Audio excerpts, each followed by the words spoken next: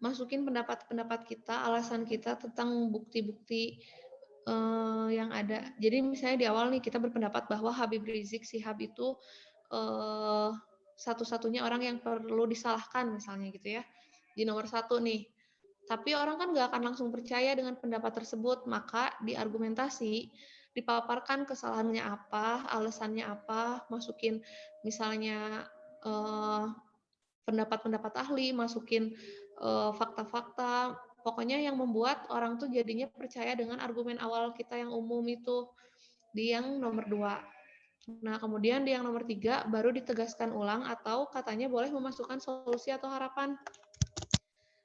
Jadi misalnya kita di akhir itu bisa memasukkan seharusnya gitu ya, misalnya seharusnya kita seharusnya sebagai ulama misalnya gini gini gini gini. Jadi bisa jadi di akhir tuh penegasan ulang atau solusi atau harapan. Jadi mirip ya sama teks eksposisi kayak gini strukturnya. Sampai sini tentang struktur teks editorial ada yang mau ditanyakan nggak?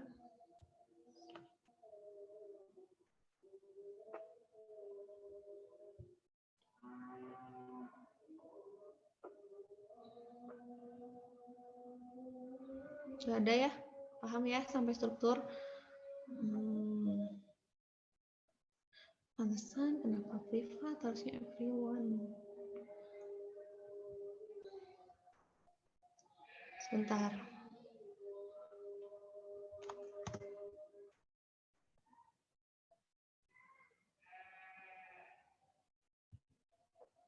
Lanjut, kalau nggak ada yang ditanyakan, kaidah kebahasaan lewat aja karena ya intinya sama aja sih, harus baku, terus harus efektif bahasanya gitu ya. Sama dengan aturan-aturan teks seperti biasanya kalau editorial. Paling ini ada jenis-jenis. Jadi kalau editorial itu ada yang interpretatif, kontroversial, dan explanatory.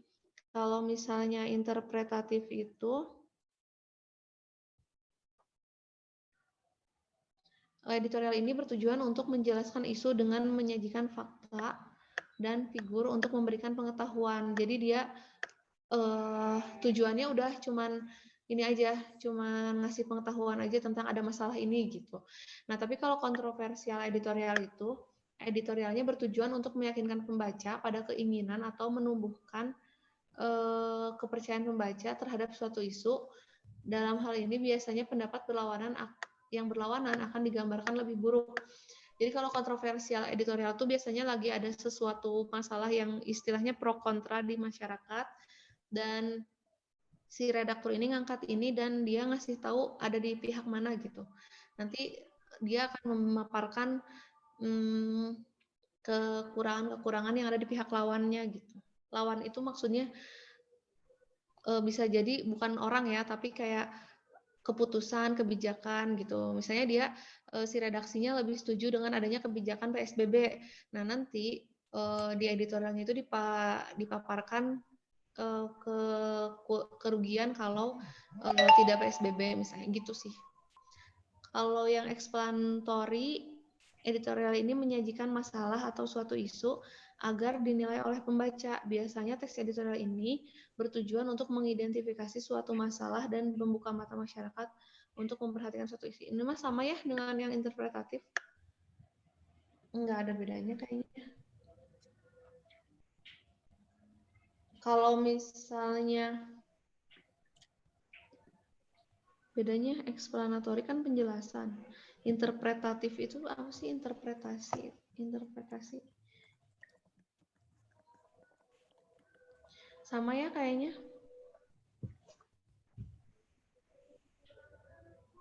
Paling bedanya yang ini aja.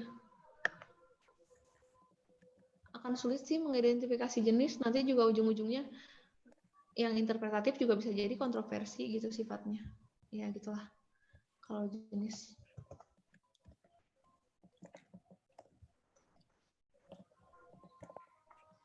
Oke, teman-teman yang baru gabung, nanti setelah istirahat kalau mau gabung lagi, kita akan membahas soal-soal yang ini ya, yang berhubungan sama bab lebih ke ini apa? Kalau tadi kan banyaknya tentang kebahasaan ya, tentang cara nulis kalimat baku, terus cara nulis kalimat efektif, tanda baca, ejaan, tadi 27 soal tentang itu. Nah, nanti yang setelah istirahat, kalau mau gabung lagi, kita akan bahas soal-soal yang berhubungan sama bab-bab di semester 1 kelas 12.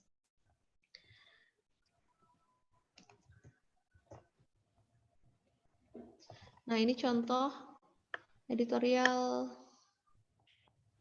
Yang baru gabung bisa ketik hadir ya. Kayaknya tambah banyak, 30 orang. Nggak sempat ngobrol ya kita tadi di awal ya. Nanti aja di yang habis istirahat. Yang satu, misalnya ini tentang korupsi nih.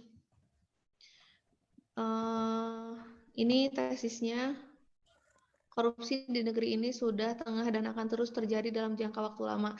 Nah, jadi biasanya ciri-ciri di tesis itu dia lebih hal-hal yang umum, hal-hal yang mengantarkan masalah tersebut, jadi biar lebih menarik aja dulu gitu. Jadi intinya nggak langsung ke hal-hal yang spesifik, tapi lebih ke hal-hal umum dulu. Bisa masukin peribahasa, nih kan, ia telah menjelma sebagai salah satu musuh paling membahayakan. Jadi hal-hal yang umum dulu.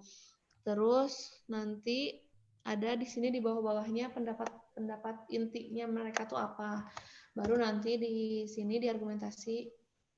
Nih, masukin kan mulai tuh kalau argumentasi karena supaya orang yakin, mulai ada tanggal, mulai ada nama-nama orang, terus mulai ada pengertian atau bawa-bawa lembaga, itu supaya argumentasinya dia kuat gitu ya. Jadi masukin fakta-fakta tentang korupsi. Terus nanti di akhir katanya nih di penegasan ulang, udah cuma masukin kesimpulan aja. Semua sama kedudukannya di depan hukum, tidak ada yang boleh diperlakukan berbeda, termasuk peserta pilkada. Lebih dari itu, melanjutkan proses hukum calon kepala daerah merupakan kontribusi positif bagi demokrasi. Selama dilakukan secara transparan dan bisa dipertanggungjawabkan secara hukum, proses itu bisa memberikan gambaran lebih jelas tentang rekam jejak para kontestan. Nah, ini jadi kayak cuma ditegaskan aja, oh ternyata dari tadi itu pembahasannya tentang proses hukum buat para calon kepala daerah, kayak gitu. Sip, tadi yang nanya editorial sampai sini udah ada gambaran lagi? Tadi siapa yang nanya tentang editorial teh?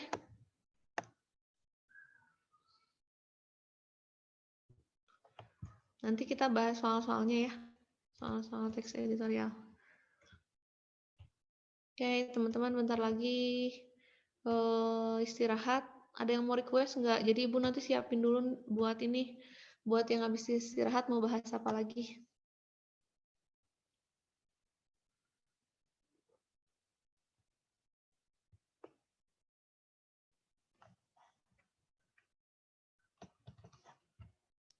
Ada yang ditanyakan nggak tentang editorial? Bu, kalau unsur kebahasaannya apa aja, Bu? Kaidah kebahasaan? Iya. Oh, ini nih, banyak banget. Nih di sini tadi Ibu lewat ya. Intinya nih, katanya terdapat kalimat utama di setiap paragraf. Nah, makanya nanti ketika apa namanya? Ini masih PPT-nya masih tampil kan di kalian? Masih, Bu. Ya. Nanti biasanya makanya pertanyaan tentang editorial itu pasti nggak jauh dari kalimat utama, sudah pasti ada biasanya. Terus katanya menggunakan adverbial frekuensi. Adverbial frekuensi itu kata keterangan yang menunjukkan intensitas kegiatan. Kata-kata kayak sering, kadang-kadang, jarang, kerap itu biasanya ada. Ini mah kan umum ya, maksudnya kadang di teks yang lain juga adverbial frekuensi itu ada. Terus nomor 3, menggunakan konjungsi yang digunakan untuk menata argumentasi. Konjungsi ini menunjukkan urutan dari sebuah peristiwa seperti pertama, kedua, kemudian. Karena nanti argumentasi yang dihadirkan di teks editorial itu nggak satu. Alasan-alasan yang kita masukkan itu kan banyak ya untuk menguatkan opini kita. Makanya biasanya ada kata-kata ini, konjungsi untuk menata argumentasi.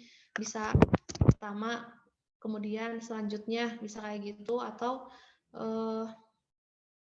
dibikin terus aja pertama, kedua, ketiga, keempat gitu. Tapi itu kurang menarik sih. Biasanya selain itu gitu si konjungsinya tuh. Jadi pokoknya untuk menata argumentasi supaya nggak kelihatan loncat-loncat gitu. Makanya ada penghubungnya konjungsi konjungsi waktu. Terus menggunakan konjungsi untuk memperkuat argumentasi.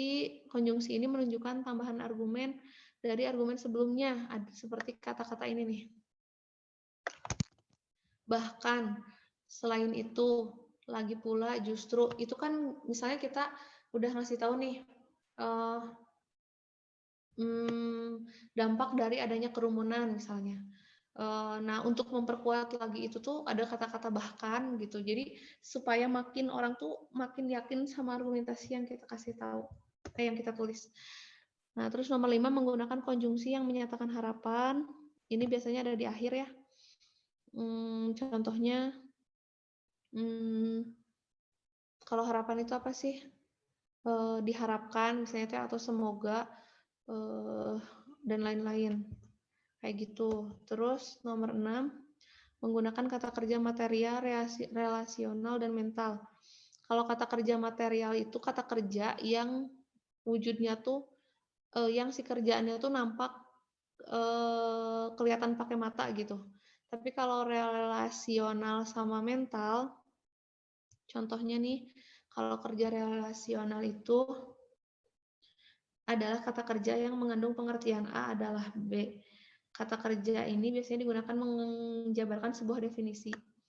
Nah, untuk mengantarkan argumentasi juga, untuk memperkuat argumentasi juga kita bisa masukin definisi-definisi ya. Makanya ada kata kerja relasional. Terus yang terakhir ada kata kerja mental, itu biasanya hal-hal yang berhubungan sama berpikir, mengira, menganggap, kayak gitu-gitu, itu kata kerja mental. Kayak gitu untuk kaidah kebahasaan. Jadi semuanya udah disampaikan ya tentang editorial, tinggal nanti kita lihat soal-soalnya aja.